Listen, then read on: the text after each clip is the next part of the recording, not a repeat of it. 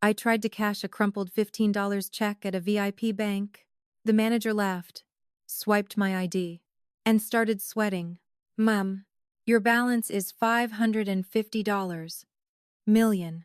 But before I explain how a desperately broke girl like me, wearing muddy sneakers held together by sheer willpower and a prayer, accidentally walked into an ultra-exclusive private wealth firm and discovered she had the GDP of a small island nation sitting quietly in her checking account.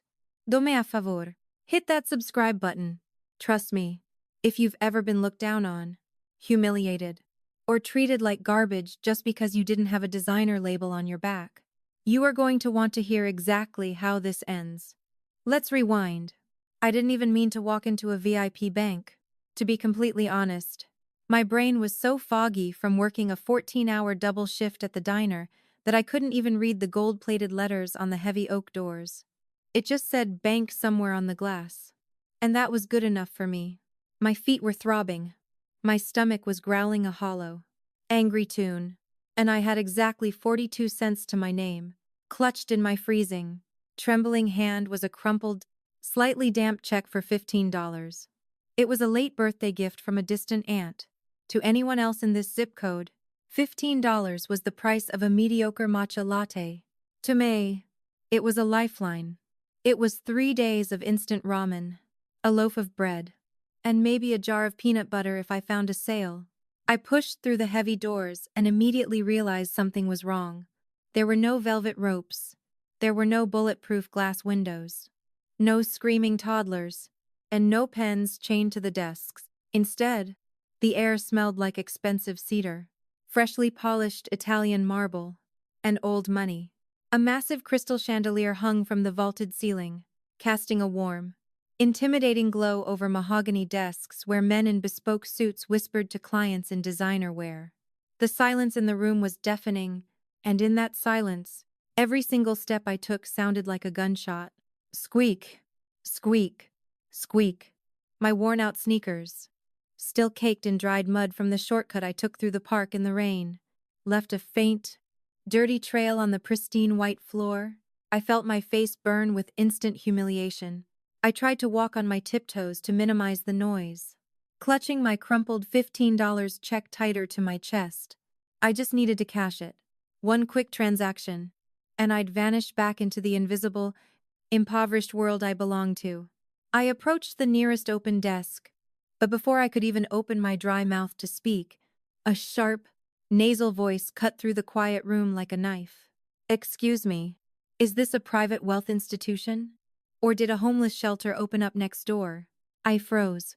Standing a few feet away was a woman who looked like she breathed pure arrogance. She was dripping in diamonds that caught the chandelier's light, clutching a matte black Hermes Birkin bag like it was a newborn child.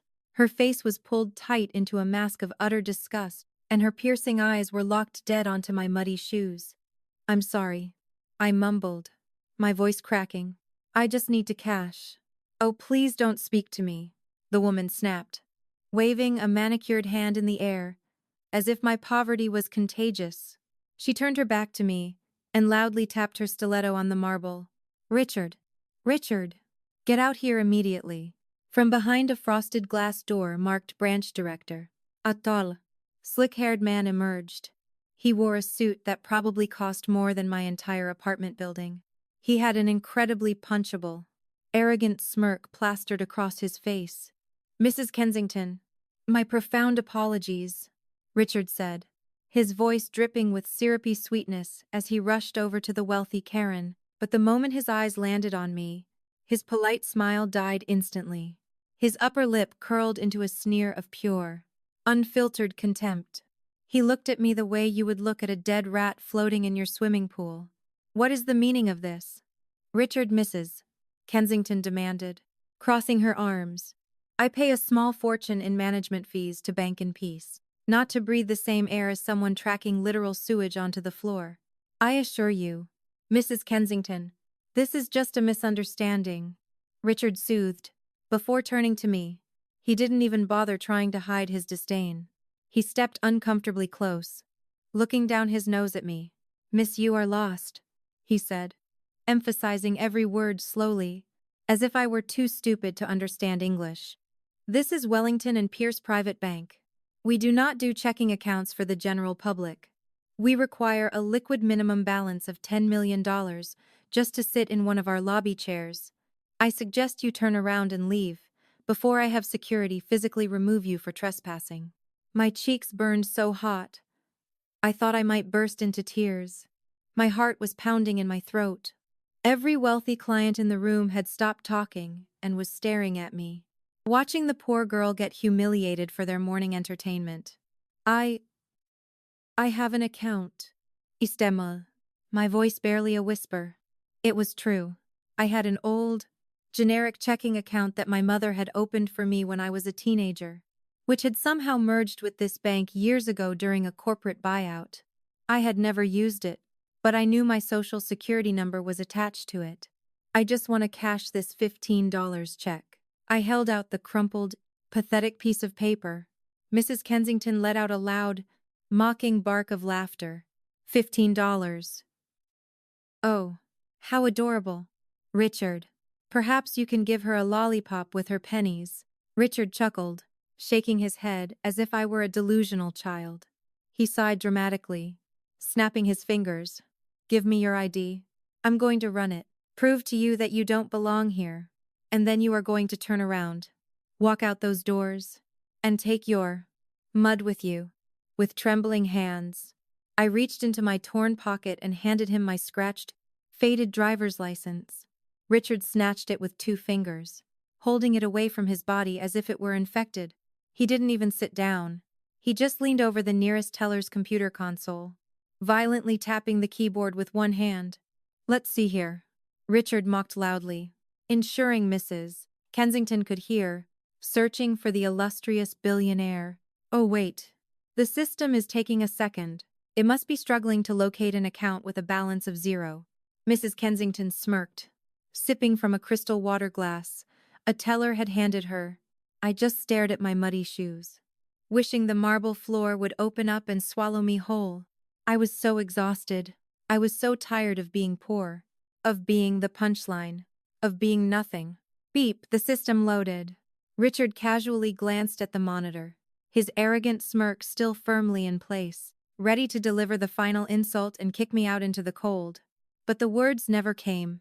Instead, a strange, choked noise escaped Richard's throat. It sounded like a gasp, followed by a wet, pathetic wheeze. I looked up. Richard had stopped moving completely. He looked like he had just been struck by a bolt of lightning. The arrogant, slick branch manager was suddenly frozen in place, leaning over the keyboard. Then the physical reaction began. The blood drained from Richard's face so fast he looked like a corpse. His skin turned a sickly, translucent shade of gray.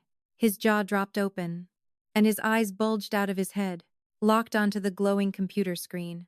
The heavy Mont Blanc pen he was holding slipped from his trembling fingers and clattered loudly against the marble floor. Richard, Mrs. Kensington asked, her tone shifting from arrogant to slightly annoyed. What is it? Just throw her out already. Richard didn't answer. He couldn't. He was shaking violently now. I watched in absolute shock as a bead of thick sweat broke out on his forehead, rolling down his temple and soaking into the expensive collar of his bespoke suit. He looked from the screen, up to my faded hoodie, down to my muddy sneakers, and then back to the screen. He swallowed hard, his Adam's apple bobbing in sheer terror.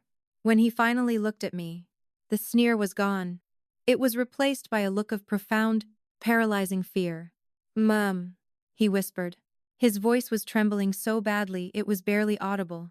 I just want my $15, I said nervously, taking a step back, genuinely afraid he was having a stroke. Richard's hands flew to the edge of the desk, gripping it tight enough to turn his knuckles white. Just to keep his legs from giving out, he stared at me, his eyes wide with a manic, terrified reverence.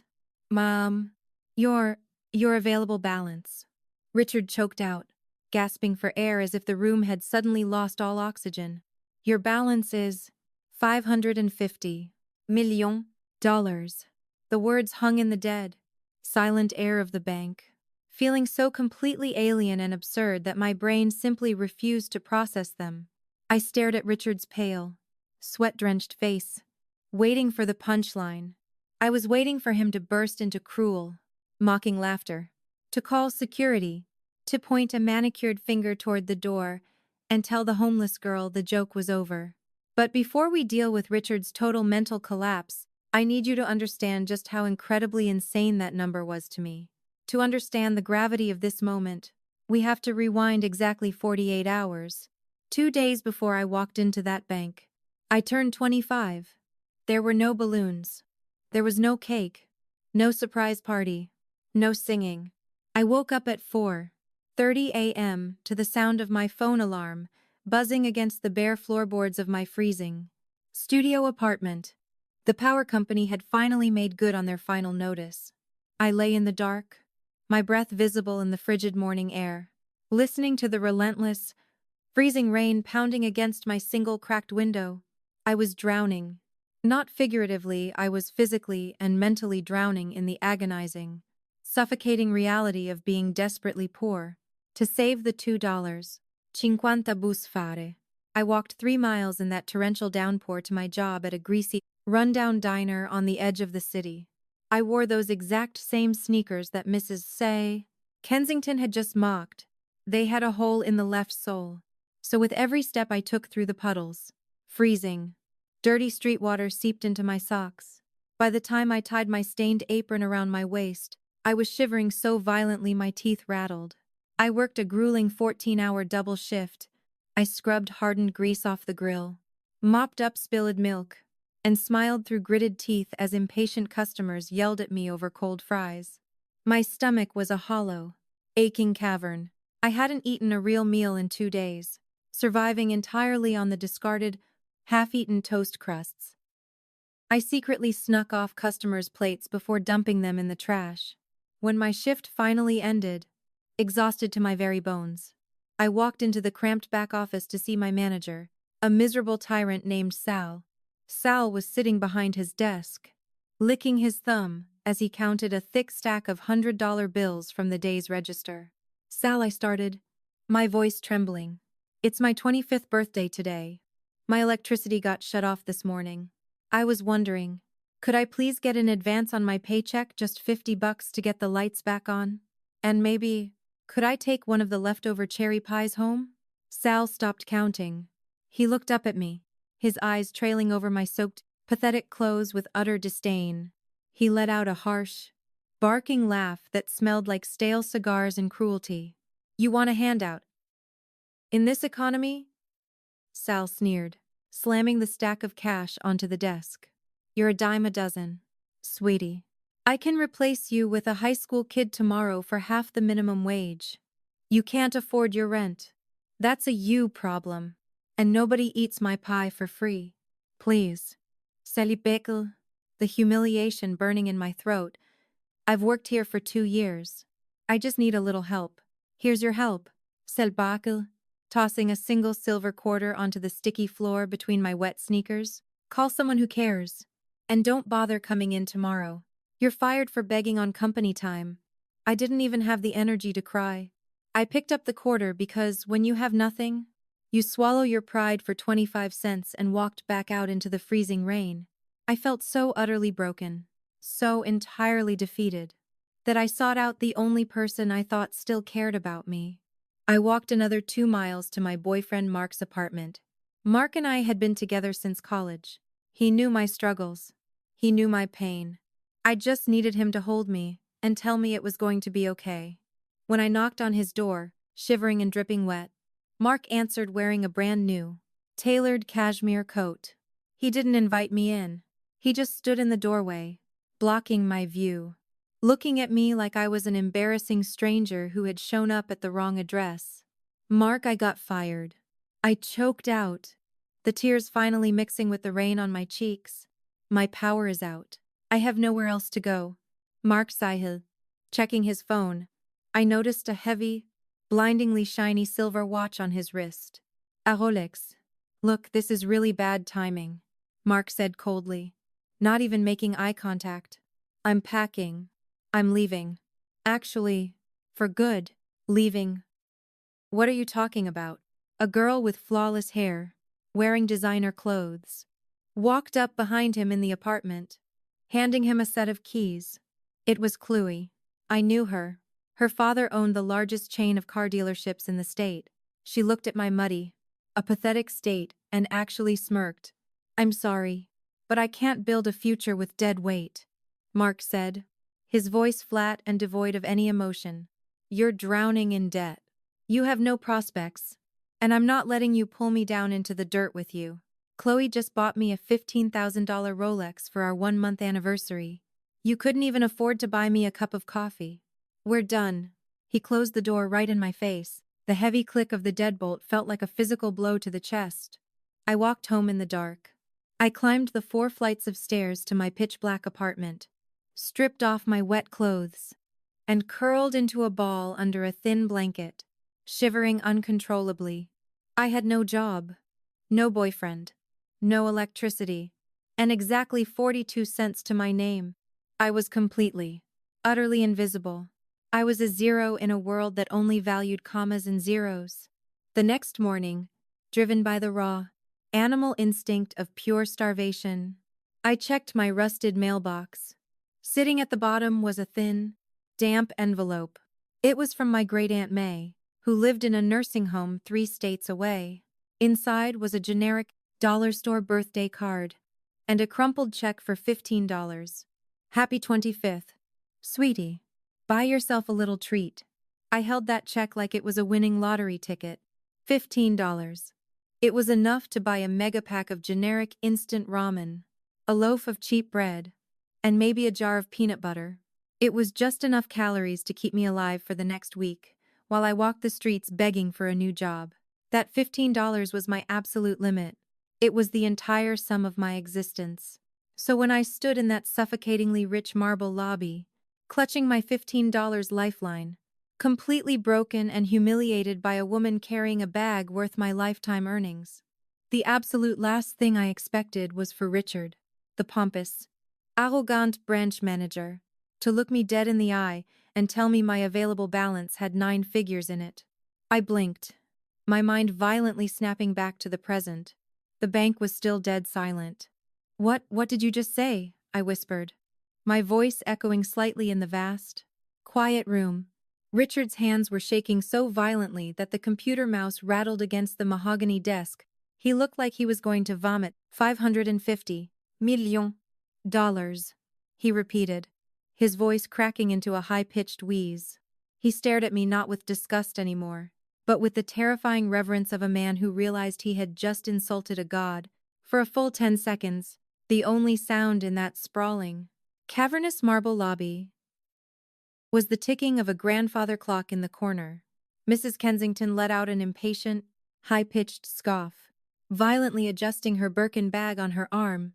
"Oh, very funny. Richard. Hilarious," she snapped, rolling her eyes. "You're doing a bit. You're pretending the little street urchin is a billionaire to mock her. Now wrap it up and call security. I have a Pilates class at 11. But Richard didn't laugh. He didn't even look at her. He didn't look at anything except me. Suddenly, the slick, arrogant branch manager scrambled around his heavy mahogany desk. He moved so fast and with such frantic panic that his foot caught the edge of his ergonomic leather chair, sending it crashing into the wall. He practically threw himself toward me, ignoring the screeching chair, ignoring the staring tellers, and completely ignoring Mrs. Kensington. "Mom," Richard choked out, stopping exactly 3 feet away from me and bowing his head slightly, as if he were approaching royalty. He was sweating so heavily now that his expensive silk tie was plastered to his chest. Please allow me to apologize for my sprainer, for my previous tone. It was inexcusable. If you would please do me the immense honor of following me. We need to move to the VIP presidential suite immediately." Mrs. Kensington's jaw literally unhinged. "Richard, what on earth are you doing?" she shrieked, her voice echoing off the vaulted ceiling. "I demand you service me this instant. I am a platinum client." For the first time, Richard turned to look at her. The syrupy, Bootlicking smile he usually reserved for her was entirely gone. He looked at her like she was the nuisance. Mrs. Kensington, I strongly suggest you lower your voice, Richard said, his tone dead serious, dropping all pretenses of customer service. And quite frankly, your platinum account holds exactly $4.2 million. The woman standing in front of you could buy this entire bank, bulldoze it to the ground, and build a parking lot with her pocket change. Now please step aside. Mrs. Kensington physically recoiled as if she had been slapped across the face. Her face turned a horrific shade of purple, her eyes darting wildly between me, still wearing my muddy sneakers and a faded hoodie, and Richard, who was now holding his arm out, gesturing frantically toward the frosted glass doors at the back of the bank. Right this way. Mom? Please. I insist. Richard pleaded, his voice trembling. I didn't know what else to do. My brain was completely short-circuiting. I was still clutching my crumpled $15 check, my heart hammering against my ribs like a trapped bird. I numbly placed one foot in front of the other, following Richard away from the stunned, breathless lobby and down a dimly lit, heavily guarded hallway. We stopped in front of a pair of massive, solid steel doors disguised as oak.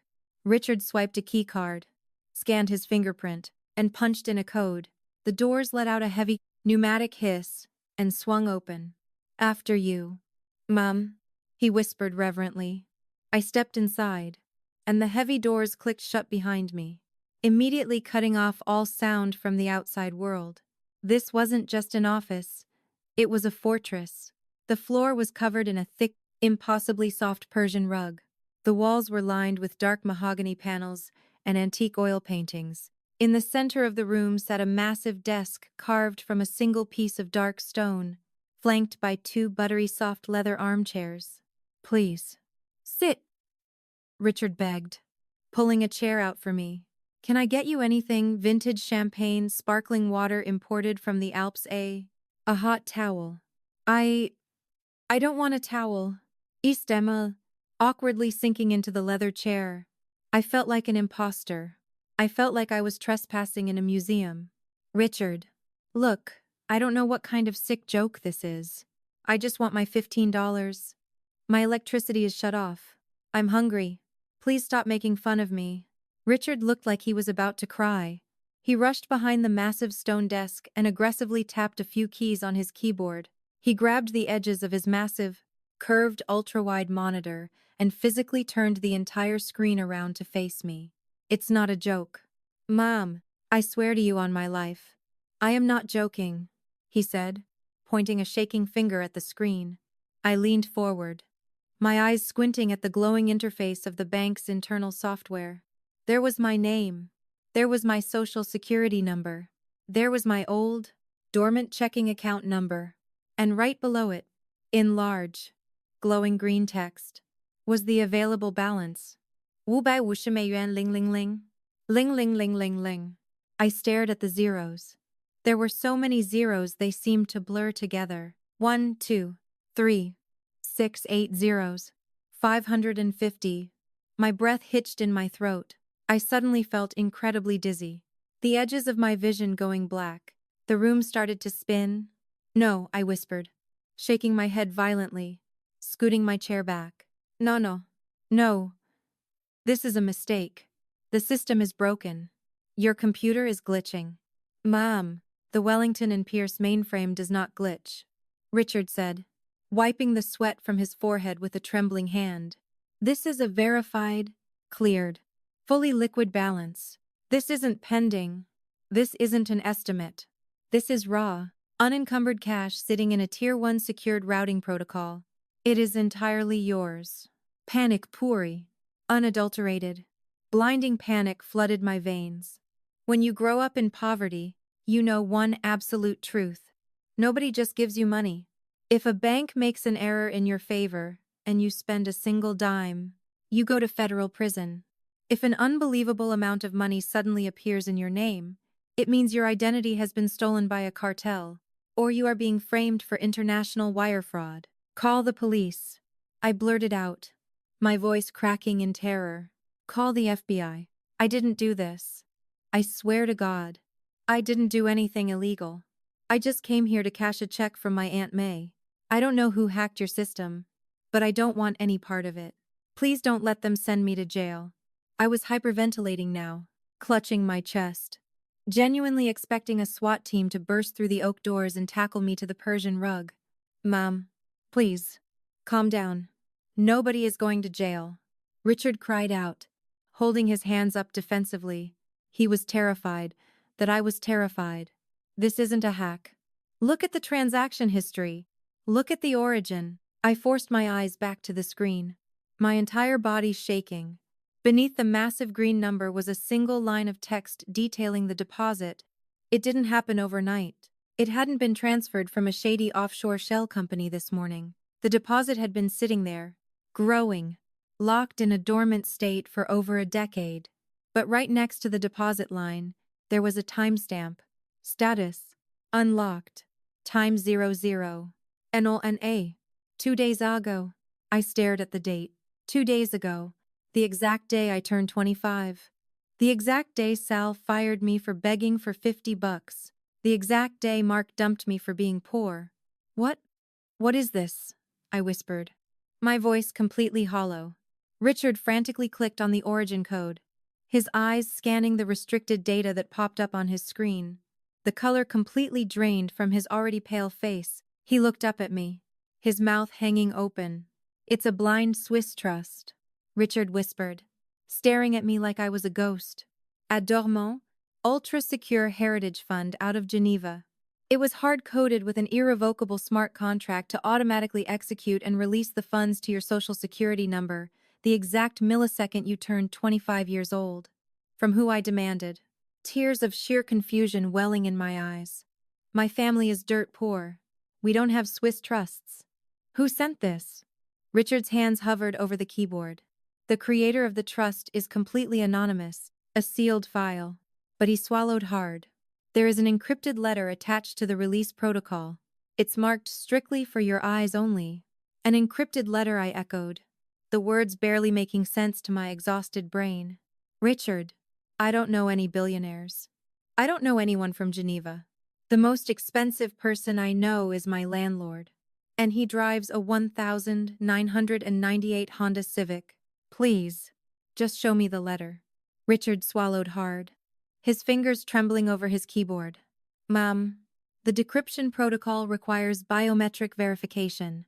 The system needs to confirm you are the exact beneficiary. I have to scan your retina. I just sat there, completely numb, as Richard pulled a sleek, metallic retinal scanner from a hidden drawer in his mahogany desk. He approached me slowly, treating me like a fragile, highly explosive artifact. I leaned forward, resting my chin on the cold plastic guard. A soft blue light swept across my right eye. A heavy, synthesized chime echoed from the computer terminal. Verification confirmed. Decrypting origin file. The massive ultra-wide screen flickered, the sterile banking interface melting away to reveal a stark white document with a black wax seal graphic at the top. Below it, paragraphs of text began to populate line by line, translating from an encrypted hash into plain English. Richard immediately averted his eyes, physically turning his body away from the screen to give me absolute privacy. The document is yours to read. Mom, I am legally forbidden from viewing the contents. My hands were shaking so violently, I had to grip the heavy stone edge of the desk just to keep myself steady. I leaned in, my eyes scanning the crisp, black text. To the girl in the bright yellow raincoat, if you are reading this, it means you have turned 25. And my attorneys have successfully executed the final condition of my will. It also means I am long gone. You do not know my name. But 15 years ago, on a bitter afternoon in November, you gave me 5 more years of life. I was 72 years old. Walking alone on the icy pier of Lake Sterling, my heart gave out, and I fell into the freezing, black water. I was paralyzed. I was sinking. I was entirely prepared to die. But then, a 10-year-old girl in a bright yellow raincoat jumped into the freezing lake without a second thought. You were so small, yet you fought with the strength of a titan. You grabbed my coat, dragging my dead weight through the ice-choked water until we reached the rocky shoreline. You screamed for help until your lungs gave out. You stayed with me, shivering, holding my hand until the paramedics arrived, and then, in the chaos of the sirens, you quietly slipped away into the woods. You never asked for a reward. You never even gave your name. But men with my resources can find anyone. I found you. I watched you grow up. I saw your struggles, your hardships, and the quiet dignity with which you faced a world that was often incredibly cruel to you. I could have intervened. I could have handed your family a check that day and walked away. But sudden, unearned wealth is a poison. It destroys character. It ruins ambition. I wanted you to forge your own strength. I wanted you to know what it meant to survive in the real world. The trial is over now. You have endured enough. I had no heirs, no family who loved me, only vultures waiting for me to die. So I liquidated my primary holdings and placed them into a blind, irrevocable trust in your name, hard-coded to unlock. When you reached full maturity, it is untaxable, entirely liquid, and absolute. Do not feel guilt. Do not feel fear. You earned this the hard way. Consider this a delayed thank you for pulling an old ghost out of the ice. Use it well. The Old Man in the Water. I stopped reading. The air in the VIP room felt completely still. My mind violently snapped back. 15 years. I remembered the biting wind. I remembered the heavy, suffocating shock of the freezing water filling my boots. I remembered the desperate, panicked look in the old man's eyes as he sank below the surface, and the raw, primal instinct that forced me to jump in after him. I remembered walking home, shivering in my soaking wet yellow raincoat, terrified. My mother would yell at me for ruining my only good pair of shoes. I never told anyone about it. I just thought I was helping an old fisherman. I stared blankly at the screen. The tears that had been welling in my eyes finally spilled over, hot and heavy, tracking through the dirt on my cheeks. But they weren't tears of fear anymore. The paralyzing terror of going to federal prison had evaporated, replaced by a surreal, overwhelming wave of realization. It was real. The $550, ling ling ling ling ling ling, 00 was real. It was mine. All the grueling 14-hour shifts at the diner, the nights spent crying in the dark because I couldn't afford the heating bill, the humiliation of Sal throwing a 25-cent coin at my feet, the absolute devastation of Mark looking at me like I was garbage and throwing me away for a girl with a Rolex and a trust fund. It was all over. The nightmare was dead. I had survived the trial. I looked down at the crumpled, damp $15 check still clutched in my left hand. Just 5 minutes ago, this pathetic scrap of paper was the most important thing in my universe. Now it was nothing but a memory of a life I would never, ever have to live again. I slowly placed the $15 check on the polished mahogany desk. I wiped the tears from my face with the sleeve of my faded hoodie. I sat up straighter.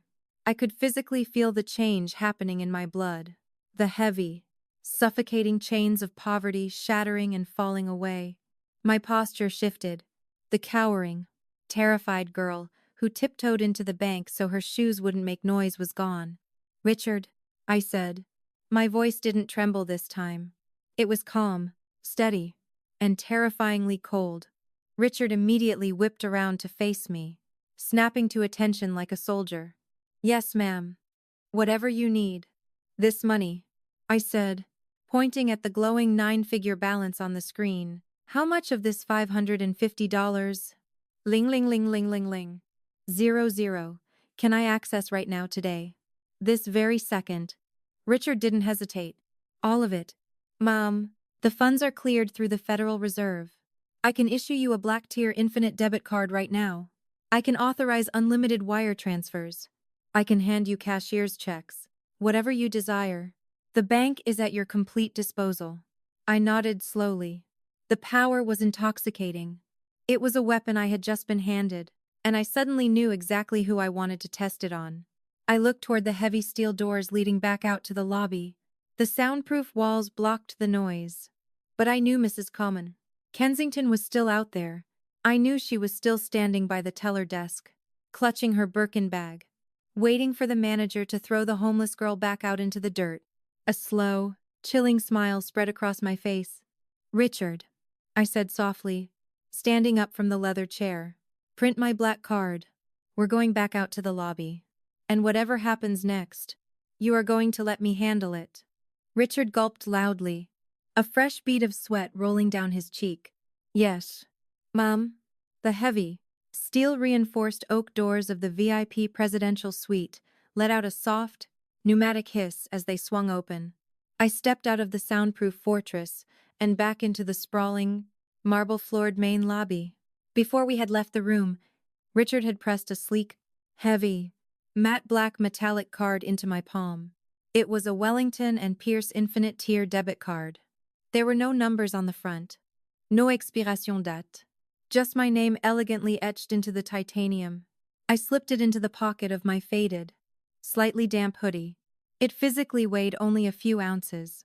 Yet, as it rested against my hip, it felt like I was carrying a loaded weapon. The psychological shift within me was absolute. 10 minutes ago, I was a terrified, starving girl, shrinking into herself to avoid making noise. Now I walked with my spine straight, my shoulders back, and my head held high. I finally understood a profound truth about the world. Poverty makes you reactive. True, unfathomable wealth makes you still. I didn't need to scream. I didn't need to cry. I didn't need to prove my worth to anyone ever again. I was untouchable. As we re-entered the main floor, the hushed, refined atmosphere of the bank had been entirely shattered by a screeching, nasal voice. Mrs. Kensington was still there. She was standing at the primary teller station, aggressively tapping a long, manicured fingernail against the bulletproof glass, absolutely berating a terrified junior employee. I don't care what the system says. I want my wire transfer expedited. And I want my parking validated for the inconvenience of breathing the same air as a homeless shelter. She shrieked, her Birkin bag swinging violently on her forearm. She turned on her stilettos, intending to storm toward the exit, but stopped dead in her tracks when she saw me walking calmly down the hallway, with Richard trailing a half-step behind me like a subservient puppy, her perfectly Botoxed face twisted into a mask of absolute outrage. Richard, Mrs. Kensington bellowed, her voice echoing off the crystal chandelier and causing every other wealthy client in the lobby to turn and stare. Are you absolutely kidding me right now? I have been standing here for 20 minutes.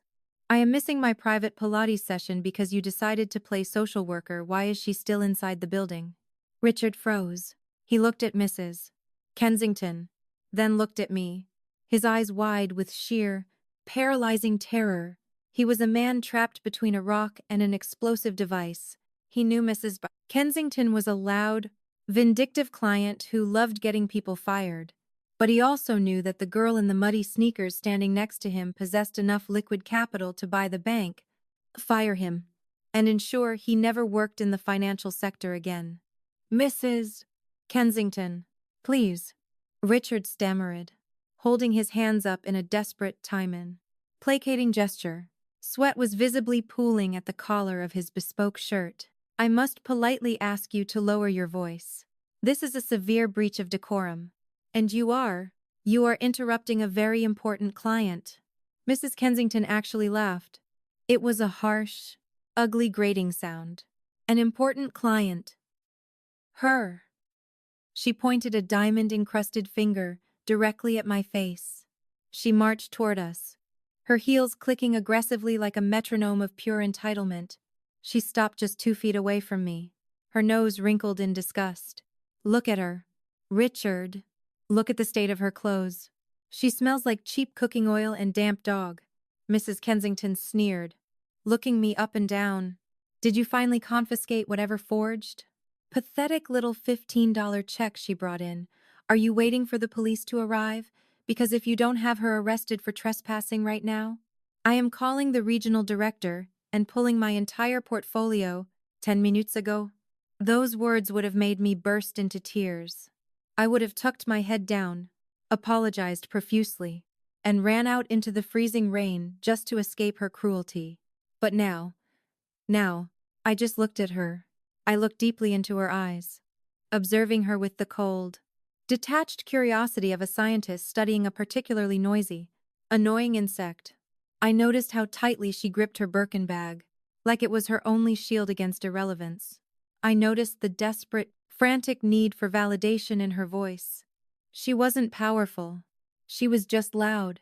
"I'm not leaving," I said. My voice was eerily calm. It didn't tremble. It didn't waver. It cut through the lobby like a blade of ice. Mrs. Kensington gasped, genuinely shocked that I had dared to speak directly to her. "Excuse me. What did you just say to me? You little brat?" I said. "I'm not leaving," I repeated smoothly, crossing my arms over my chest, casually resting my right hand near the pocket holding my titanium black card. "I have business to conclude here. You can either wait quietly, or you can leave. But you will not raise your voice at me again." The entire lobby went dead silent. The tellers stopped typing. A man reading the Wall Street Journal in a leather armchair slowly lowered his newspaper. Nobody had ever spoken to Mrs. Blank Kensington like that. For a second, she looked like she was going to have an aneurysm. Her face turned a dangerous shade of crimson. "Do you have any idea who you are talking to?" she screamed, completely losing her composure. She turned wildly to Richard, spit flying from her lips. "Richard, throw this piece of trash out into the street. I am a platinum tier client. I have $4.2 million sitting in your vaults. I demand respect. I demand she be removed by physical force." Richard looked like he was about to faint. He took a step forward, trying to physically place himself between me and the raging woman. "Mrs. Kensington, I am warning you. Step back immediately," Richard pleaded, his voice cracking. "You do not understand the situation. You are making a catastrophic mistake. The only mistake I made was banking at a branch that lets vermin wander off the streets," she barked, turning her furious gaze back to me. She looked down at my feet, a cruel, vindictive smirk returning to her face as she prepared to deliver what she thought would be a crushing blow. "You think because you managed to scam your way past the front door that you belong here?" she hissed, stepping so close I could smell her expensive, overpowering perfume. "You are nothing. You are a broke, pathetic little girl wearing muddy, garbage bin shoes. You will spend your entire, miserable life serving people like me. Now get out of my sight before I have my driver drag you out by your cheap, unwashed hair."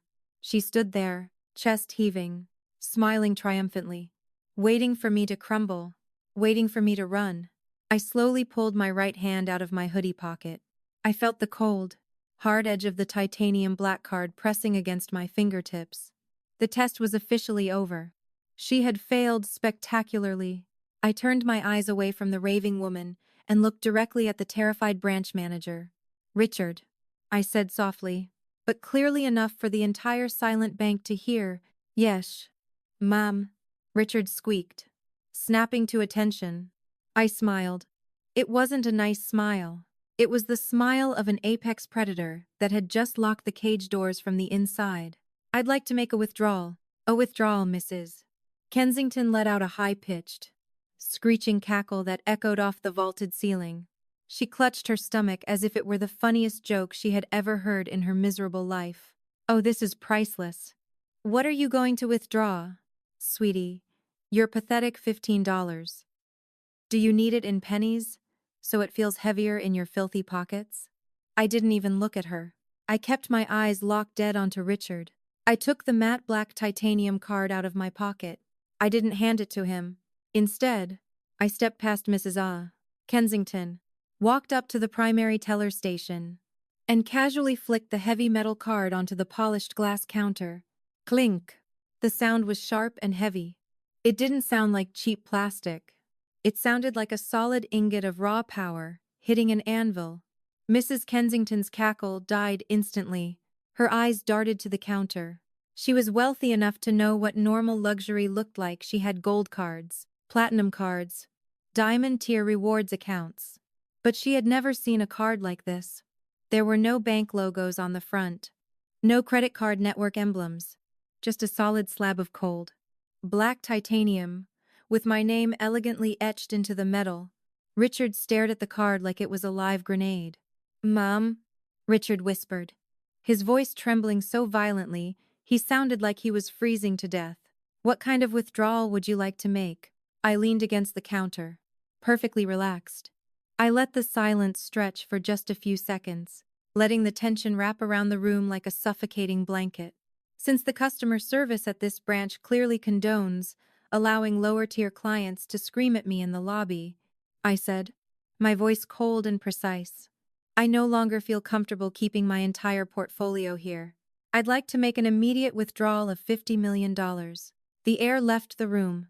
Mrs. Kensington physically staggered backward, as if she had just been hit in the chest with a sledgehammer. Her mouth opened, but no sound came out. Her eyes bulged wildly as her brain violently tried and failed to process the string of words she had just heard. 50. What she wheezed, her Botoxed face suddenly looking terribly old and hollow. Richard gripped the edge of the teller counter to stop himself from collapsing. $50 million. Ma'am, you want to withdraw $50 million right now? Yes, Richard. Right now. Today. I replied, picking at a speck of dried mud on my thumbnail. I want $20 million in physical bearer bonds, and I want the remaining $30 million issued in cashier's checks. If your branch cannot provide the liquidity within the next 10 minutes, I will close my account entirely and wire the full $550 million to JP Morgan. Mrs. Kensington's knees gave out. She dropped her matte black Hermes Birkin bag onto the floor. She didn't even notice. She just stood there, swaying, her mouth opening and closing like a suffocating fish. $550 million. She heard it. Every person in the lobby heard it. The wealthy Karen who had spent the last 20 minutes humiliating me, bragging about her $4.2 million account, suddenly realized that her entire life's fortune was nothing more than an absolute rounding error in my checking account. I could buy her house, her cars, her husband's business, and still not even notice a dent in my daily interest accrual. But for Richard, the situation was infinitely worse. A sudden, unannounced withdrawal of $50 million would cause an immediate, catastrophic liquidity crisis for this specific branch. It would trigger internal alarms all the way to Geneva. It would ruin their quarterly reserves. And if I pulled the full $500 million, the branch would likely be shut down. And Richard would be blacklisted from the financial sector forever. Mom, please, Richard sobbed.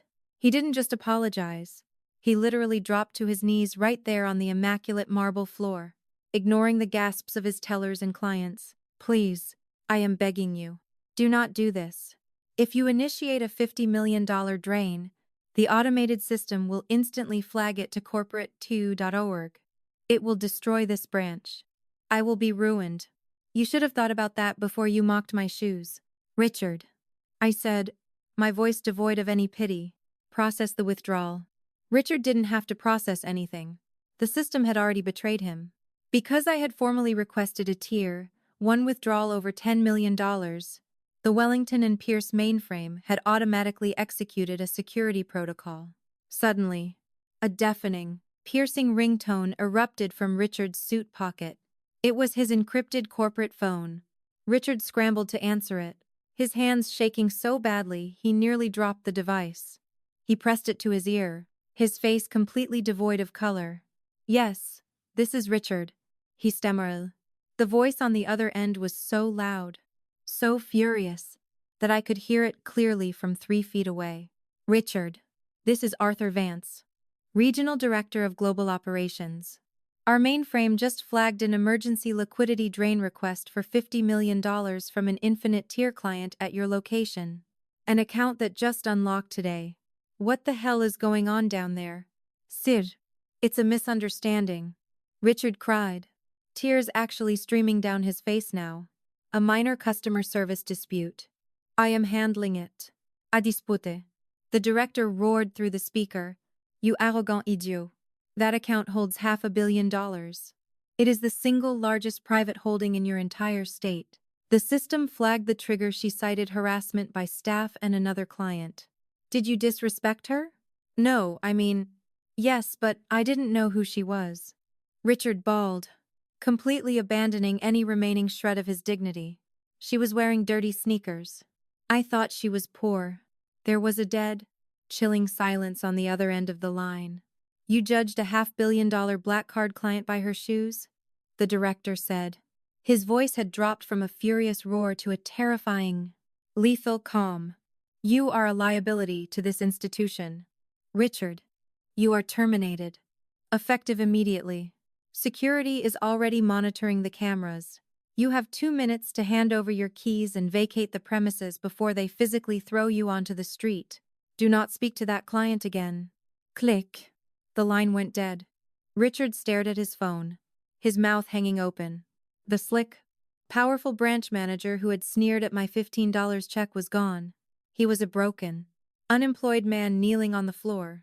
I slowly turned my gaze from the sobbing man on the floor to Mrs. Kensington. She shrank back as if my eyes physically burned her. All her arrogance, all her cruel entitlement, had completely evaporated. She was trembling, looking at my muddy sneakers. Not with disgust, but with absolute, overwhelming fear. She realized that with a single phone call, I could destroy her life just as easily as I had destroyed Richard's. What were you saying earlier? I asked softly, taking a step toward her. Something about having your driver drag me out by my cheap hair. Mrs. Kensington choked. Tears of humiliation, ruining her perfectly applied makeup. She slowly backed away, her hands raised defensively. I'm sorry. I'm so sorry. I didn't know. I didn't know who you were. No, I replied, picking up my black card from the glass counter and sliding it back into my pocket. You just didn't know how much I was worth. There's a difference. The words hung in the air, heavy and absolute. Mrs. Kensington didn't have a single syllable left in her venomous vocabulary. The woman who, just minutes ago, had demanded the floor be sanitized because I stood on it, now looked like she wanted to evaporate into thin air. She slowly bent down, her trembling fingers fumbling to grab the handles of her matte black Birkin bag. She didn't look at me. She didn't look at Richard. She didn't even look at the tellers she had been screaming at. With her head bowed in utter, crushing defeat, Mrs. Kensington turned and practically ran toward the heavy oak doors, her stilettos echoing frantically against the marble. She pushed through the exit, fleeing out into the city streets, completely stripped of her artificial superiority. She would never show her face in this branch again. As the heavy doors hissed shut behind her, the sound of heavy footsteps approached from the rear of the lobby. 2 massive security guards in dark suits marched briskly past the teller stations. They didn't look angry. They looked like professionals executing an order from corporate on high. They flanked Richard, who was still kneeling on the floor, weeping quietly into his hands. Mr. Sterling, the taller guard said, his voice devoid of any emotion. Corporate has deactivated your credentials. Hand over your keycard, your corporate phone, and vacate the premises immediately. If you resist, we are authorized to involve law enforcement. Richard didn't argue. He was completely broken. He reached into his bespoke suit with trembling hands, pulling out his badge and his encrypted phone, dropping them onto the marble floor. The guards hauled him to his feet by his armpits. As they marched the former branch manager toward the exit, he looked back at me one last time. There was no arrogance left in his eyes. There was only the haunting, devastating realization that he had thrown away his entire career, his reputation, and his livelihood, all because he judged a girl by the mud on her shoes. They pushed him out the doors. He was gone. The lobby was completely silent once again. But this time, it wasn't the heavy, intimidating silence of old money. It was the silence of absolute awe. From behind the frosted glass of a secondary office, a younger man, the assistant branch manager, stepped out. He was pale, sweating, and clutching a leather folio to his chest like a shield. He approached me slowly, stopping a respectful distance away, and bowed his head deeply. "Ma'am," he stammered, his eyes glued to the floor. "I'm David, the assistant manager. On behalf of Wellington and Pierce Global, I want to offer our most profound, unconditional apologies. The behavior you experienced today does not reflect our institution. Your withdrawal of $50 million. I can have the armored trucks here in 20 minutes. Or I can execute the wire transfers immediately to any routing number you provide." I looked at David, I looked at the terrified junior tellers behind the glass who had watched the entire ordeal. They were just working-class people, like I had been yesterday, terrified of losing their jobs because of Richard's hubris. I took a deep breath, feeling the cold, hard edge of the titanium black card in my pocket. I had the power to destroy this branch. But I wasn't Richard. I wasn't Mrs. Kensington. I didn't need to ruin innocent people to feel powerful. Cancel the $50 million withdrawal. David, I said calmly. David's head snapped up, a look of pure, unadulterated relief washing over his face. You mean it, ma'am? You're keeping the account here. The trash has already been taken out, I replied, glancing at the doors. I have no issue with the rest of your staff. However, I do need some walking around money. Today. Anything. Namit. Mom? David said eagerly. Bring me $100,000 in crisp, unmarked $100 bills. Put it in a secure bag. I'll wait here. Right away. Mom. 1 moment. David practically sprinted to the vault. 5 minutes later, I was standing outside the heavy oak doors of Wellington and Pierce. The freezing rain from the morning had finally stopped, and the thick, gray clouds were breaking apart, allowing bright rays of sunlight to hit the wet pavement. Slung over my shoulder was a sleek, black leather duffel bag, holding exactly $100. 0 inches cash. In my pocket was my black card, tethered to an additional $549. 00000. 00. I stood on the sidewalk and took a deep breath. The air smelled different. It didn't smell like exhaust fumes and desperation anymore. It smelled like freedom. It smelled like an infinite horizon of possibilities. I looked down at my muddy sneakers. Yesterday, they were a symbol of my failure. Today, they were a badge of honor. They were the shoes I wore to survive the trial. I didn't walk to the bus stop. I didn't count out exact change. I raised my hand, and a sleek, black, private town car pulled over instantly. I slid into the buttery leather back seat, placing the heavy bag of cash next to me. Where to? Miss, the driver asked politely. The Four Seasons penthouse, I said, leaning back into the headrest. And take the scenic route. That night, I didn't eat discarded toast crusts. I sat on the balcony of a $10,000 a night penthouse suite, wearing a plush, silk bathrobe, looking out over the glittering skyline of the city that used to crush me. On the table in front of me was a medium-rare Wagyu steak, a bottle of vintage Bordeaux, and a single, crumpled piece of paper. My Aunt May's $15 check. I smiled, picking up my glass of wine. I looked out into the night sky, thinking about a freezing lake 15 years ago, and an old, anonymous ghost who had changed my destiny. To the old man in the water, I whispered softly into the night. Thank you, I won't let you down. And that, my friends, is how I went from being fired over a 25-cent quarter to holding $500 million and ending a corrupt bank manager's career in a single afternoon. Wealth isn't just about what you can buy. It's about the absolute peace of mind, knowing nobody can ever treat you like garbage again. Now I want to hear from you. If you woke up tomorrow and found a legally cleared, untaxable $550 million sitting in your checking account, what is the very first, absurdly expensive thing you are buying? Are you pulling up to your old boss's house in a Bugatti? Or are you disappearing to a private island? Drop your answers in the comments down below. I read every single one. If you love this story and want to hear more insane tales of financial shock, hitting the jackpot, and absolute karma, make sure you smash that like button and subscribe to the channel. Until next time, stay wealthy, stay humble, and never judge a book by its muddy sneakers. Peace.